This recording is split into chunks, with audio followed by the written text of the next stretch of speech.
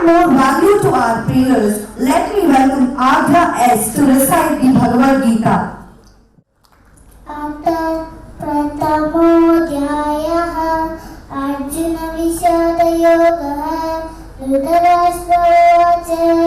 धर्मक्षेत्रे कुरुक्षेत्रे समवेतायुत्सवः मम का पाण्डवासेव किम कुर्वत सञ्जय सञ्जय उवाच दृष्ट्वा तु पाण्डवानीकं व्यूढं दुर्योधनस्तदा आचार्यमुपसंगम्य राजा वचनमब्रवीत् पश्येत्तान् पाण्डुपुत्राणाम् आचार्यतीक्षमु यूढाद्विपदपुत्रेण तव शिष्येन दीनता अश्वशूरा महेश्वासः भीमार्जुनसमायुधिः ईदनो विराटचरुप्रदर्शनमहारथमा दुष्टकेतु शेकितानः काशीराजस्तमवीर्यवान् स पुरुजित्कुन्तिभोजश्च शैब्यश्चनरपुङ्गवः युधामन्युष्टविक्रान्त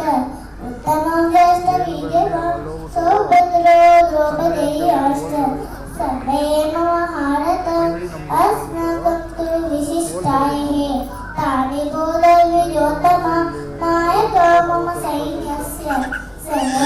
सर्वकाकाप्रवीमिते भवान् भीष्मस्य कर्णश्च कृपद्रसञ्जयसिञ्चेत अश्वत्थामा विकर्णश्च सोमदत्तस्तथैव अन्ये च भगवच्छूरः वदते दत्तजीविता नानाशस्त्रप्रकरणा सर्वे युद्धविशारदा अपर्याप्तं तदस्माकं कर्मभीमाभिरक्षितं पर्याप्तं युद्धमे देश बलं भीमाभिरक्षितम् आयुधेषु च सर्वेषु यथा भागामवस्थिता भीष्मदेवाभिरक्षन्तु भवन्तु सर्व एव हि तस्य सञ्जन्येन हर्षं गुरुदुत्तपितामहः सिंहनादं विनद्योच शर्कन्दत्रो प्रतापवान्